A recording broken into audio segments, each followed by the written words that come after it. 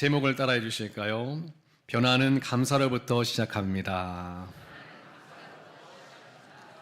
네, 이 제목으로 오늘 말씀 나누려고 합니다. 여러분, 올해 표어가 뭔지 아십니까? 뭐라고요?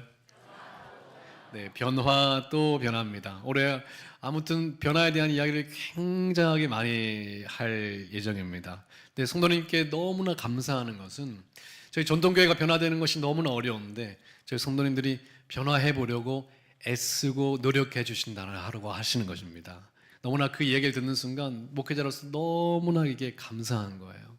그래서 그 외적인 변화뿐 아니라 그 마음의 변화를 위해서 기도해 보려고 하시고 말씀을 배워 보려고 하시고 더 예배에 참석해 보려고 하시는 저희 신림교회 성도님들이 저는 너무나 자랑스럽고 제 자랑거리입니다. 축복합니다.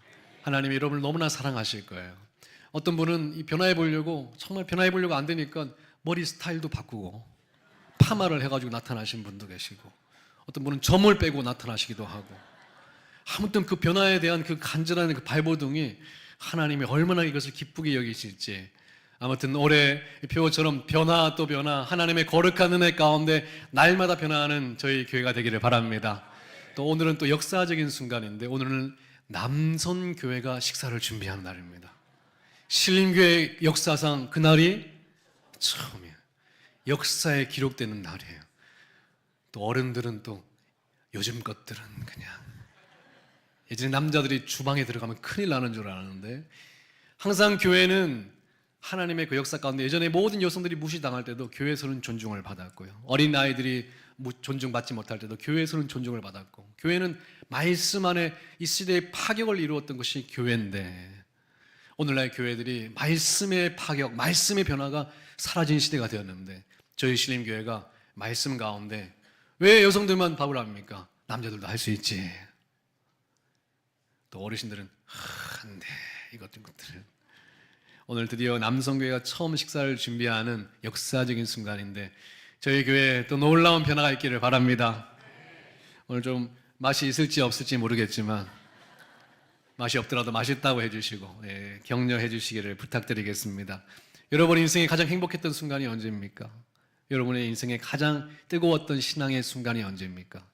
목사님 옛날입니다. 그때입니다. 30년 전입니다. 그런 말 하지 마시고 저는 저희 신림교회와 함께 여러분이 가장 좋았던 때가 지금이 되었으면 좋겠고 그리고 앞으로 저희 신림교회가 만들어가는 놀라운 변화의 현장 가운데 여러분의 가장 신앙이 뜨거웠던 그 순간을 맞이하시기를 주님의 이름으로 축원합니다. 그래서 오늘 그 변화의 그 놀라운 역사 또 변화 그 흐름 가운데 말씀을 전해보려고 합니다. 여러분 변화는 누구나 꿈꾸는 거예요. 어떤 사람은 성격을 좀 바꾸고 싶고 어떤 사람은 신앙의 깊이를 바꾸고 싶은 사람도 있고 어떤 분은 지긋지긋한 내 삶의 태도를 바꾸고 싶은 사람도 있습니다. 그러나 솔직히 변화가 쉽습니까? 어렵습니까? 어렵죠. 우리는 보통 이렇게 생각합니다. 더 열심히 하면 바뀌지 않을까? 그리고 독하게 마음 먹으면 바뀌지 않을까? 그러나 작심삼일이 되죠. 더 열심히 해도 결국에는 힘이 빠지게 됩니다. 환경이 좀 바뀌면 좋아지지 않을까 했는데 이 문제 하나 해결되니까 또 다른 문제가 내 삶에 다가오게 됩니다. 도대체 어떻게 해야 돼요? 변화 또 변화 밑에 보면 그 말씀이 하나 적혀져 있어요. 주제의 말씀인데요. 로마서 12장 2절은 변화에 대해서 이렇게 이야기를 합니다. 너희는 이 세대를 본받지 말고 오직 무엇을요? 마음을 새롭게 해야 된대요. 변화는 뭔가 결단과 액션의 문제가 아니라 뭐의 문제다? 마음의 문제라고 하는 거예요. 그러니까 여러분의 인생에 어느 날 예배를 드리는데 말씀을 듣는데 여러분의 인생을 살아가는데 뭔가 마음의 변화가 있다? 그것이 곧 변화의 시작이라고 하는 것입니다. 사랑하는 성도님들, 오늘도 여러분 인생에 마음의 변화가 있기를 바랍니다. 마음이 새로워지는 놀라운 역사 가운데 여러분 인생에도 변화 또 변화 하나님이 하실 놀라운 변화의 역사가 시작되시기를 주님의 이름으로 축원합니다. 그런데 목사님 마음이 어떻게 새로워지나요? 이게 바로 저희의 고민이죠. 오늘 본문의 말씀은 시편 103편은 아주 독특한 방법으로 마음이 바뀌는 장면을 설명해 주는 본문입니다. 시편 103편 1절 말씀을 한번 읽어보겠습니다. 함께 읽습니다. 시작.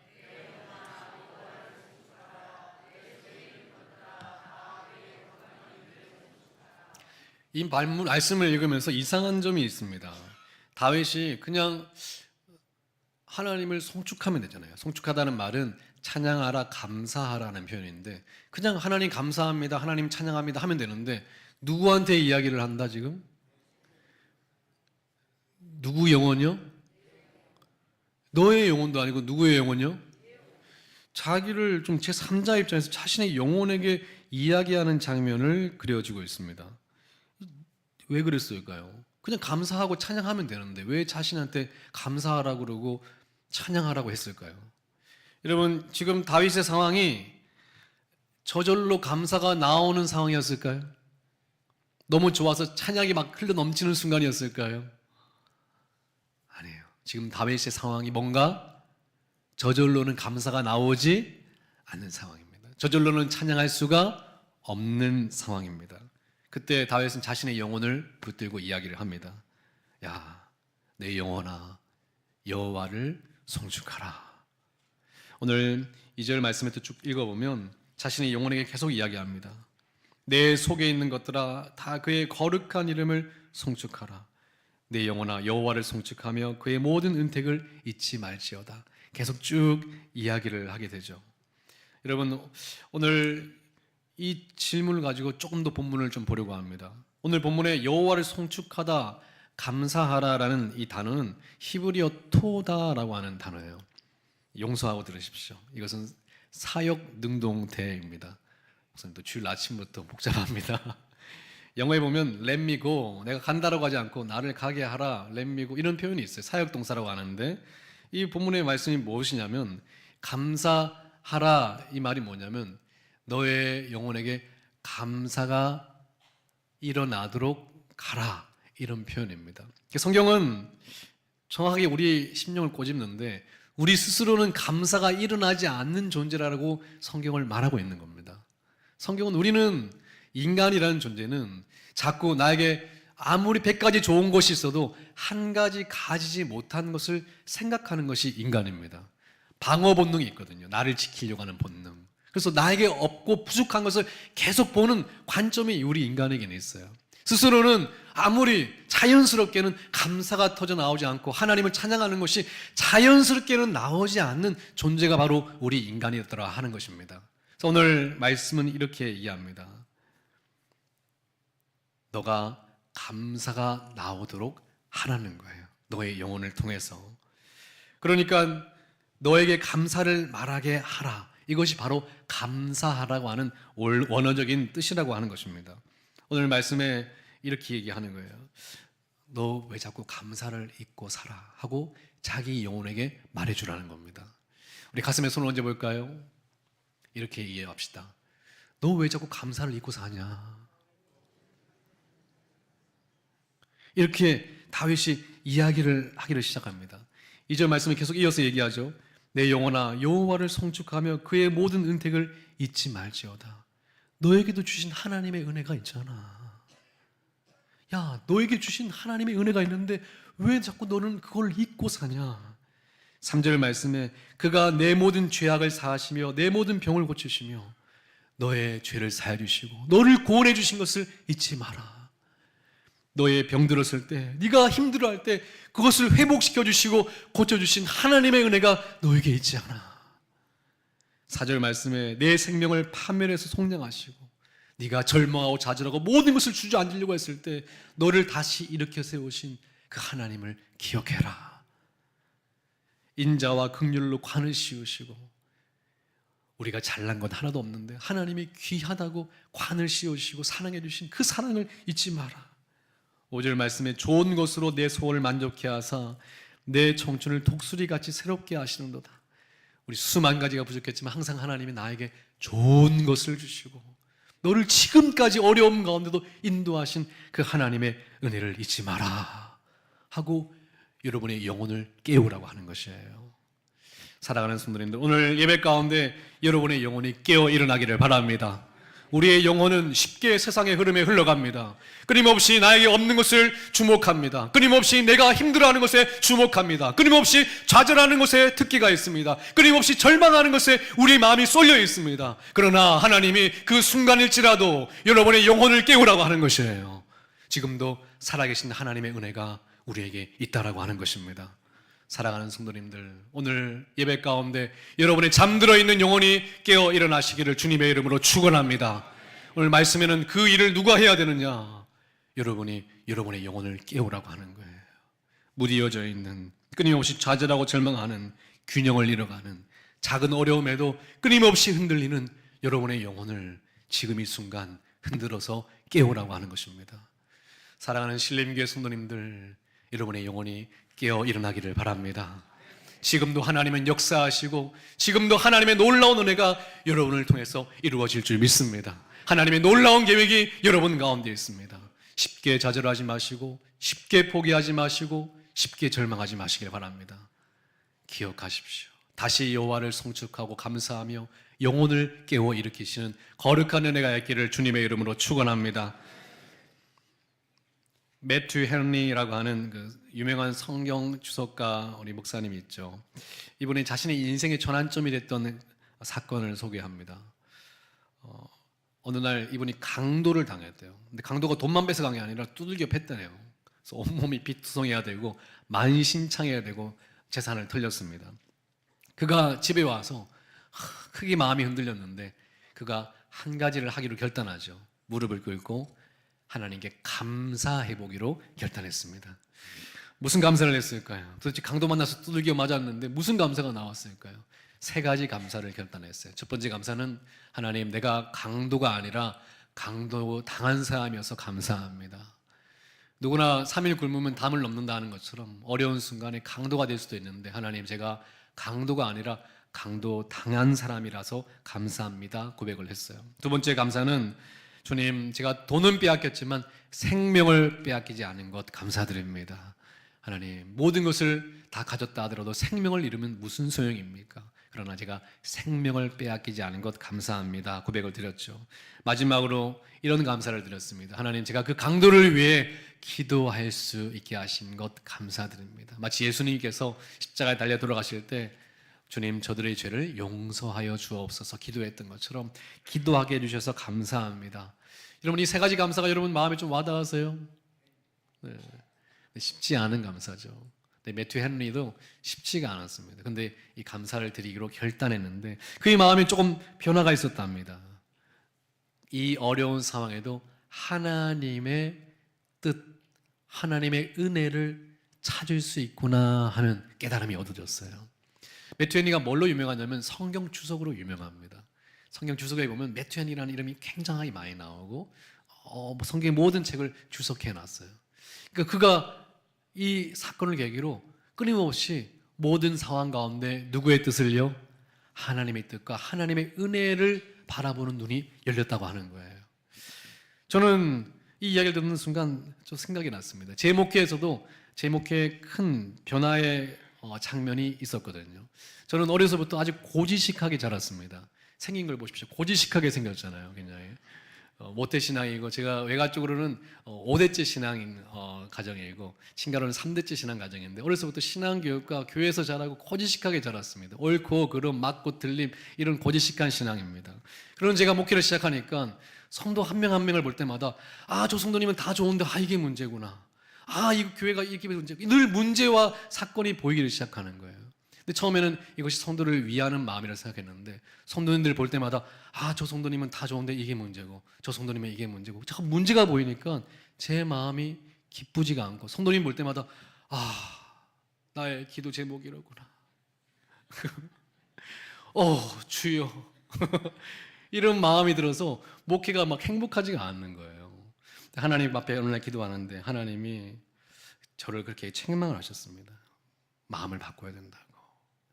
제가 그때 하나님의 기도하는 중에 깨닫고 그때 결단했던 것이 감사하기로 결단을 했어요.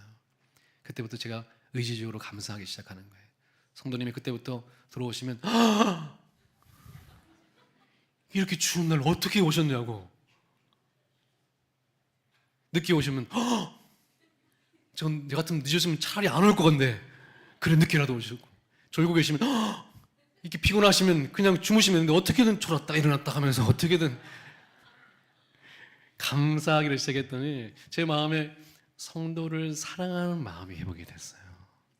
근데 기도를 하는데요, 그냥 어떻게 하면 이런 기도가 아니라 정말 사랑해서 하는 기도가 회복이 되기 시작하고, 그러니까요 기도에 불이 붙으니까 예배를 인도하는 것이 기쁘고 성도들과 함께하는 것이 행복하고 목회에 힘이 붙기를 시작하는 겁니다. 놀라운 계기였죠. 뭐 하기로 결단했을 때, 감사하기로 결단했을 때 일어나는 사건입니다. 여러분께 질문하고 싶습니다. 감사가 우리를 변하게 합니까?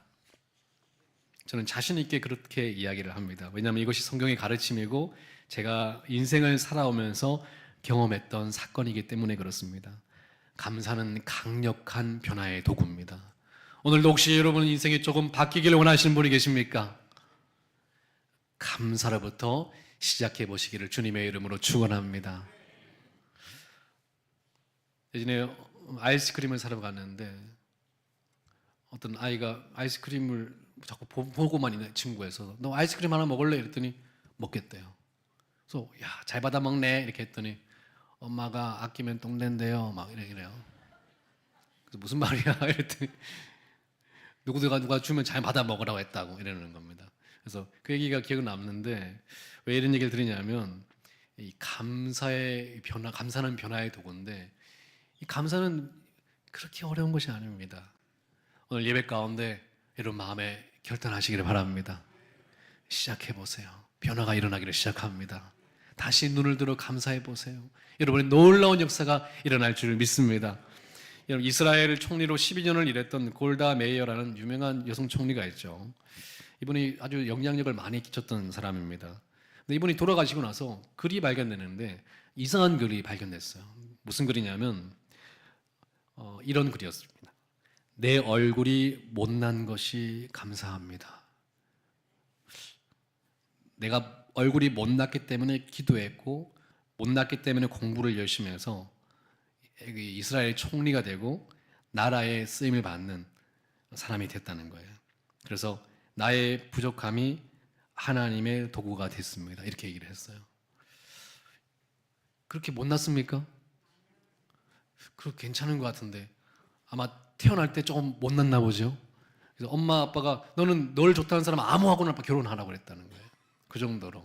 근데 자기가 그런 열등감을 뭐 했어요? 더 열심히 기도하고 공부했다는 거예요. 그래서 하나님께 쓰임을 받았답니다. 이 얘기 참 신기했어요. 우리가 뭔가 부족하면 힘들잖아요. 근데 이분이 내가 부족해서 더 열심히 공부를 해야 된다고 생각을 했대요. 그리고 하나님께 감사하며 그래도 하나님께 쓰임 받기를 기도했다는 거예요. 그래서 이렇게 쓰임을 받았다고 하는 겁니다. 저는 이분의 태도가 참 귀했어요. 옆 사람의 얼굴을 보세요. 저희 신림교회 성도님은 다 아름다우신 분이지만 혹시 마음에 또 열등감이 있는 분들을 위해서 이렇게 얘기해 주십시오. 너도 쓰임 받을 수 있어. 괜찮아.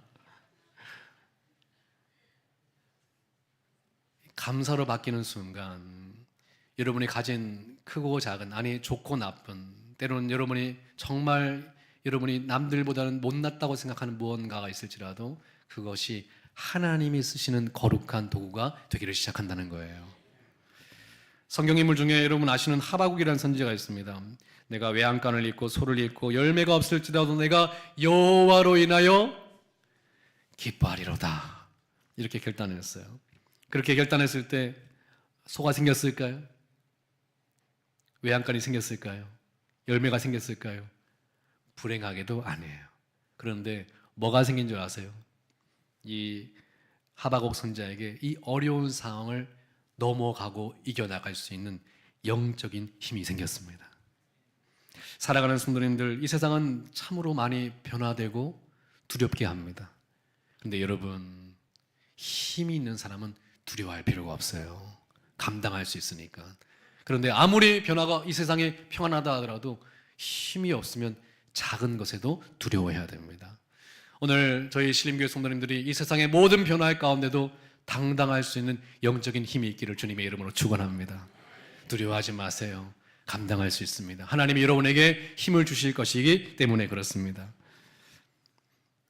오늘 말씀은 변화는 감사로부터 시작된다는 영적 원리를 나누고 있습니다.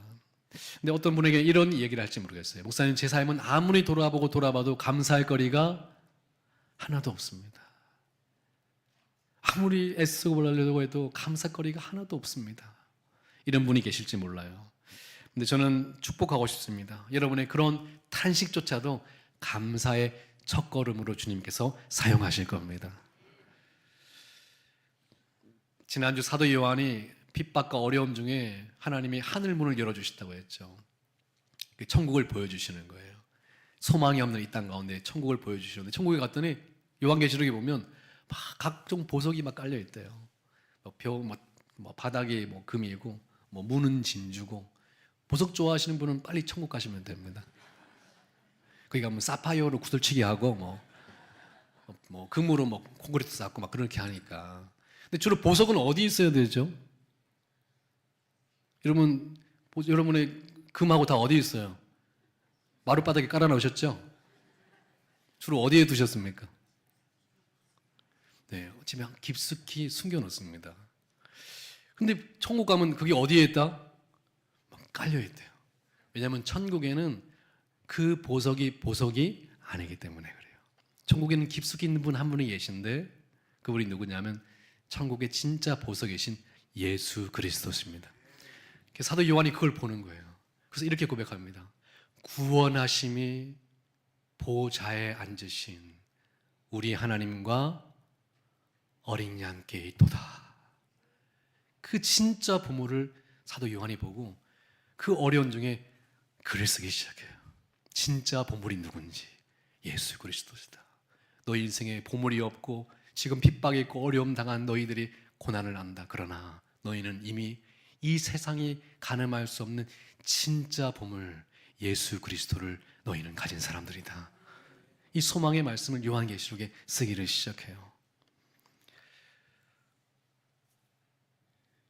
사랑하는 성도님들, 여러분은 진짜 보석이신 예수 그리스도를 믿고 마음에 영접한 분이십니다. 맞습니까?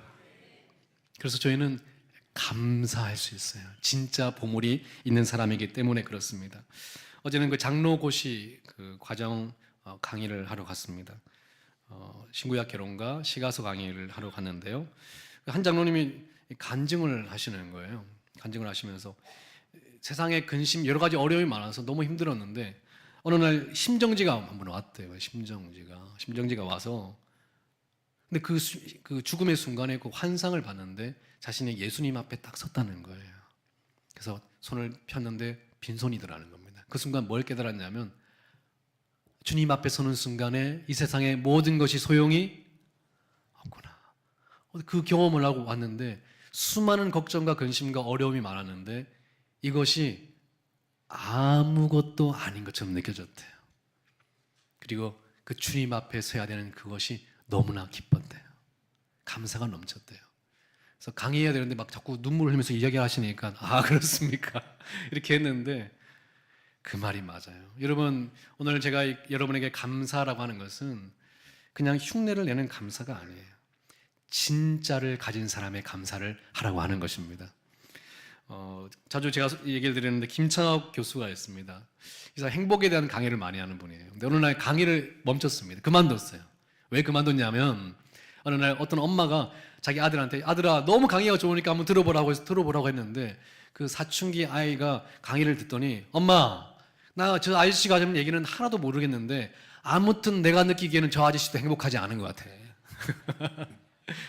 근데 그 순간에 김창호 씨가 엄청 화가 났다는 거예요. 내가 행복을 강의하는 사람인데 행복하지 않다고? 근데 내가 왜 이렇게 화가 났나 돌아보니까, 아, 내가 들켰구나. 행복을 말하지만 행복하지 않은 걸 들켰구나. 이런 부끄러움이 들어서 강의를 멈췄다는 거예요. 그러면서 진짜 여행을 하면서 다시 내가 진짜가 되어야겠다는 마음을 가졌다는 겁니다. 저도 오늘 여러분과 함께, 여러분이 감사하지도 않고 행복하지도 않은데, 감사하자, 억지로 감사하라고 말하고 싶지 않습니다. 여러분에게 드릴 말씀은 무엇이냐면, 여러분은 진짜 보물을 가진 사람이라고 하는 거예요. 예수 그리스도. 그래서 우리는 감사할 수 있는 영혼이라고 하는 것입니다. 히브리서를 보면 그 당시도 핍박과 어려움 가운데 사람들이 계속 물었습니다. 아니, 주님을 믿으면, 예배를 드리면 이 모든 것이 해결되고 좋아져야 되는데 왜 이렇게 어렵게만 합니까? 계속 묻고 물었어요. 그때 히브리서도 요한계시록과 동일한 결론이에요. 유명한 말씀이죠. 히브리서 12장 2절 말씀입니다. 결론과 같은 말씀인데요. 함께 읽어보겠습니다. 시작. 믿음의 주요 또 온전하게 하신 이인 예수를 바라보자. 그는 그의 앞에 있는 기쁨을 위하여 십자가를 참으사 부끄러움을 개의치 아니하시더니 하나님 보좌 우편에 앉으셨느니라. 히브리서도 얘기하죠. 눈을 들어 예수를 바라보라. 그가 너를 위하여 부끄러움을 개의치 않고 모든 것을 쏟아주심으로 너를 구원하시고 자녀 삼으시고 너의 모든 유업을 너에게 부어주셨던 그 예수 그리스도를 바라보라. 어찌 우리가 절망하리요? 어찌 우리가 흔들리리요? 어찌 우리가 포기하리요? 우리는 그 예수 그리스도를 믿고 가장 값진 보화인 예수 그리스도를 소유한 사람들인데, 사랑하는 성도님들, 이 세상은 고난의 연속입니다. 앞으로도 힘들지 모르겠어요. 그러나 우리 그리스도인은 고난 중에도 길을 찾는 사람이에요. 오늘 말씀처럼 감사함으로 길을 찾게 되는 것입니다. 그리고 나에게 누가 함께하고 계신지를 깨닫게 되는 거예요. 오늘 말씀의 결론인데요. 변화는 결심으로 시작되는 것이 아니라 감사로 시작이 됩니다. 오늘도 예배를 드리는 가운데 여러분 안에 계신 예수 그리스도 계십니까? 두들겨 보세요. 계십니까? 계십니까? 여러분의 영혼을 깨우세요. 예수님이 계셔. 은혜가 있어. 이겨나갈 수 있는 능력을 주실 거야. 여러분의 영혼을 깨워 찬양하고 감사하실 때 이 시대를 뚫고 나가는 영혼의 능력이 저와 여러분 가운데 있게 될 줄 믿습니다. 이제 결단입니다. 이제 다음 주 지나면 이제 뭐가 다가오죠? 명절이 다가옵니다. 성경의 명절은 딱 두 가지를 하는 거예요. 기억하라, 감사하라. 명절 되면 부모들이 들려줘야 됩니다. 하나님이 우리 가정에 하신 일들을 들려줘야 돼요. 어려운 중에도 하나님이 우리에게 어떻게 역사하셨는지, 자녀에게 아들아 힘을 내, 내가 너를 처음 낳을 때 이런 일이 있었는데 하나님이 도와주셨지. 아빠가 너를 키우는 중에도 이런 사건이 있었지만 그때도 하나님이 도와주셨어. 지금도 어렵지만 하나님이 너를 도와주실 거야. 딸아 힘을 내라. 너를 키우는 중에 이런 일이 있었는데 그때 하나님이 너를 치료해 주셨어. 들려주고 가르쳐주는 겁니다. 그리고 그 모든 것을 감사할 수 있도록 이야기해 주는 것이 바로 명절입니다. 여러분, 이번 명절 그냥 선물만 들고 딸랑딸랑 가지 마시고 밥 먹는 것이 명절이 아니라 뭐 하는 날이에요? 감사의 이야기, 감사의 이야기가 나와야 돼요. 믿음이 있는 여러분의 가족들에게 들려주셔야 되는 것입니다. 살아계신 하나님의 은혜와 그 감사 역사를 들려주시고 하나님께 감사의 준비를 할 수 있는 기간이 되시기를 주님의 이름으로